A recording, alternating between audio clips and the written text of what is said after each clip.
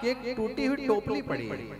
आज अपन बाल गोपाल को कितना आनंद में भगवान को सोने के पलने में झुलाए, कोई चांदी के पलने में झुलाए, सब अपनी स्थिति के अनुसार कितना आनंद मनाते हैं। लेकिन साक्षात परब्रह्म का जब जन्म हुआ तब वहां पर टूटी हुई टोपली पड़ी थी, जिसमें आज वासुदेव जी उनको रखते हैं। और जैसे ही मस्तक पर धारण किया, उनके हाथ से जो बंधन थे, उनकी जो सांकलें बंधी थी, वो सब छूट जाते। तो कथा कहती है कि प्रभु को ही अपने माथे पर रख लोगे तो माया की, मोह की, अंधकार की सारी सांकलें जो हैं छूट जाएंगी। आज वासुदेव जी ने माथे पर धारण किया है, और जैसे जैसे एक एक कदम आगे बढ़ाया ना, तो कहते हैं कि कंस ने वासुदेव जी और देवकी को ऐसे जगह पर छिपाया था कि जहां पर 7 द्वार है, सबसे अंदर देवकी और वासुदेव जी, ताकि कोई भी आकर के आज देवकी की रक्षा ना करे। जैसे 8वीं संतान होगी मैं वध करूंगा, ऐसा कंस का निर्णय। तो जैसे ही उन्होंने आज प्रभु को मस्तक पर रखा, चलने लगे हैं, तो धीरे धीरे सारे द्वार खुलते ही चले गए। तो ऐसे ही भगवान को अगर आपने मस्तक पर धारण कर लिया, मस्तक पर माने भगवान की लीलाओं को, भगवान के भजन को, भगवान के नाम को अगर धारण कर लिया, आपके सारी मोह माया के द्वार धीरे धीरे खुलते ही जाए। अगर आपकी हेयरलाइन धीरे धीरे खुलते ही जाए। इसी प्रकार प्रभु आगे बढ़े। आगे देखते तो उफान पर मां यमुना जी है, बारिश हो रही है, इतनी घनघोर बारिश, क्योंकि प्रभु का जन्म कब हुआ था? रात्रि के 12 बजे, रोहिणी नक्षत्र था। आज भादव की अष्टमी है, भगवान का जन्म रात्रि का समय है। तो आज जब वासुदेव जी चले हैं, सामने देखते हैं कि यमुना महारानी उफान पर है। तो यमुना महारानी उफान पर क्यों है? वो जानती है कि मेरे प्रियतम आ गए हैं, मेरे प्रभु आ गए हैं, मैं भी उनके चरणों को छू लूं, इसीलिए आज उफान पर। अब वासुदेव जी डर रहे हैं, पार कैसे? पहले कोई पुल की व्यवस्था, कोई ऐसी व्यवस्था नहीं थी।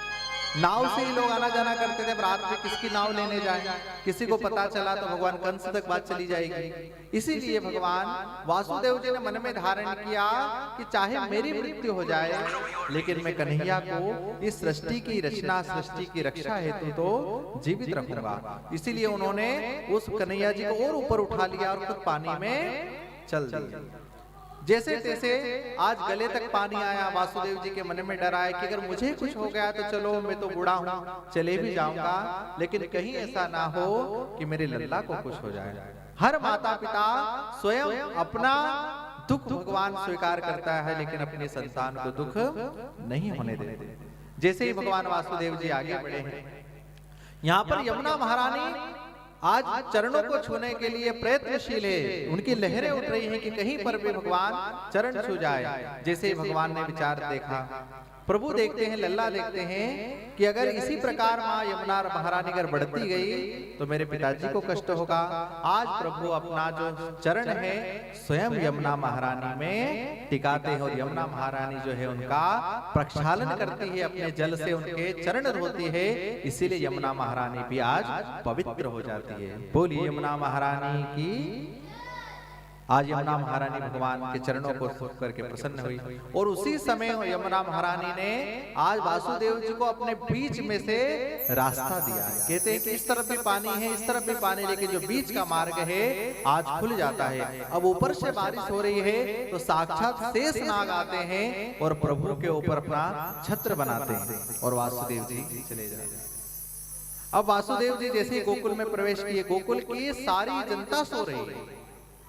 कहते हैं कि प्रभु अगर कोई कर्म को करने के लिए प्रयास करे तो प्रभु ही उस कर्म को करते, केवल आप माध्यम हैं। जैसे ही गोकुल में प्रभु वासुदेव जी जाते हैं, आज यशोदा महल में यशोदा महारानी के यहाँ पर एक बालिका का जन्म हुआ। तो उसी प्रकार से भविष्यवाणी के अनुसार आज वासुदेव जी ने उनके ही टोकरी में से उठा करके लल्ला को तो उनकी गोद में रख दिया, उनके पास सुला दिया, और वहां से उस बालिका को अपने साथ जो है उस टोकरी में रखा, पुनः अपने माथे पर रखा और चले।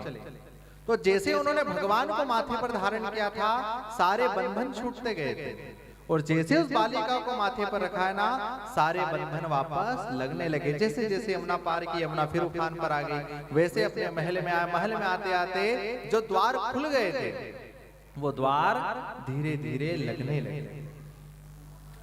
क्यों लगने लगे? क्योंकि वो बालिका माया का रूप है।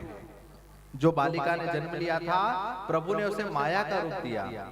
इसीलिए अगर आप माया मोह से अगर अपने आप को माथे पर रखोगे तो धीरे धीरे बंधनों में बंधते ही जाओगे। जैसे भगवान आज वासुदेव जी अपने कारावास में आए, कारावास में आकर के जैसे ही बालिका को लिया है, माँ देवकी के पास रखा है, तुरंत जो है बालिका रोने लगी और उनके रोने से जितने सैनिक जो सो गए थे सब जाग जाते हैं, उनके बंधन फिर से